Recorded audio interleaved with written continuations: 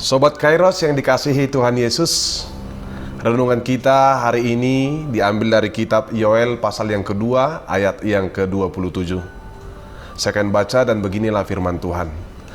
Kamu akan mengetahui bahwa aku ini ada di antara orang Israel, dan bahwa aku ini Tuhan adalah Allahmu dan tidak ada yang lain, dan umatku tidak akan menjadi malu lagi untuk selama-lamanya. Demikian firman Tuhan. Sobat Kairos yang dikasihi Tuhan Yesus, setiap orang pasti menginginkan hidup yang dipulihkan.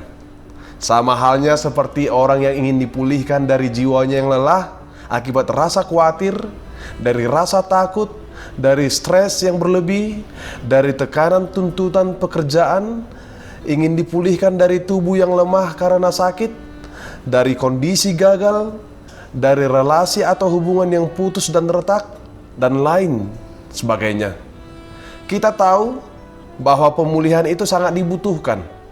Karena begitu pentingnya pemulihan itu sebabnya ada banyak orang yang dengan sengaja meluangkan waktunya untuk healing, meninggalkan sementara hal-hal yang membuat kepala pusing-pusing dengan pergi ke suatu tempat yang menarik, yang dianggap dapat membantu pemulihan dirinya.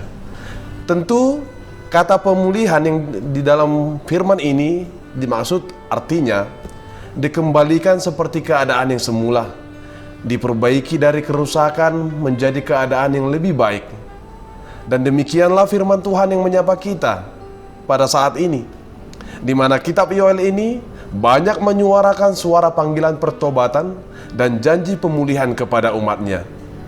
Dikatakan bahwa Allah berjanji akan ada bersama di tengah-tengah kita oleh karena kasih-Nya.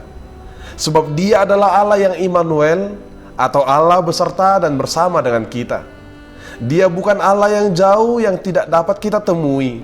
Namun kita harus sadar bahwa kehadirannya di tengah-tengah kita bukan berarti seolah-olah dapat terjadi secara otomatis. Namun Allah sendirilah yang oleh inisiatifnya datang kepada kita.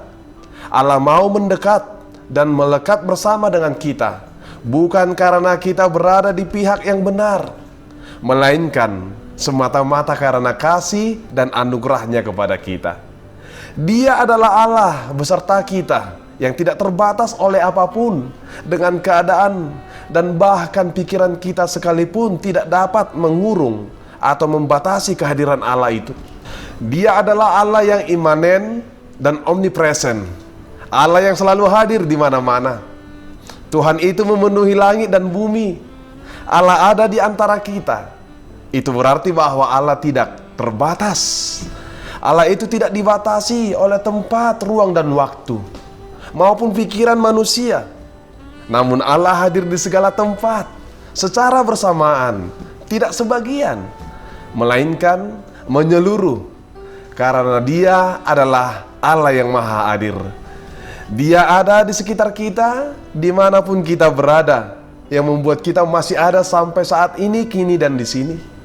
Dia tidak jauh dari kita. Inilah berita janji nyata Allah yang menghibur kita. Di dalam penyertaannya bersama dengan kita, Dia adalah Allah yang maha kuasa. Allah dapat melakukan apapun yang dikehendakinya, karena tidak ada yang mustahil bagi Allah. Kekuatannya tidak terbatas. Dia dapat melakukan segala sesuatu jauh melebihi banyak daripada apa yang kita doakan atau pikirkan. Seperti ada perkataan mengatakan, Deus producit polendo, yang berarti Allah menjadikan sesuatu sebab menghendakinya. Dia adalah Allah yang setia. Tuhan tidak akan pernah lalai menepati segala janjinya. Jika kita mau kembali berjalan di jalan Tuhan dan setia kepadanya, maka janjinya kepada kita adalah yang pertama, memberikan hidup yang berkelimpahan dan tak kurang satu apapun dalam kebutuhan kita. Yang kedua, umat tidak lagi menjadi ejekan bangsa-bangsa lain. Umat tidak akan mendapat malu untuk selama-lamanya. Rasa malu adalah buah dari sikap yang diakibatkan oleh dosa atau kesalahan. Sedangkan kehormatan adalah buah iman dan setia yang kita terima hanya dari Allah. Di dalamnya terkandung istilah relasi patron-klien, yang artinya ketika umatnya setia kepada Allah, meskipun ada mendapat ancaman dipermalukan dari orang-orang yang membenci yang ada di sekitarnya, umatnya yang setia itu akan tetap mendapat tempat terhormat dari Allah. Dan yang ketiga, musuh-musuh maupun itu dalam segala bentuk persoalan-persoalan hidup mereka akan dihancurkan dan dikalahkan dengan kuasa Tuhan. Tuhan ada di tengah-tengah kita, dan tidak selamanya Tuhan membiarkan kita umatnya berada dalam kesusahan. Tuhan kita adalah Allah yang maha membolak-balikkan keadaan. Dia sanggup memulihkan hidup kita. Hanya Dia satu-satunya Allah yang mampu melakukan itu semua. Dia adalah Allah yang tak terbandingkan dan tak tergantikan oleh apapun kuasa di dunia ini.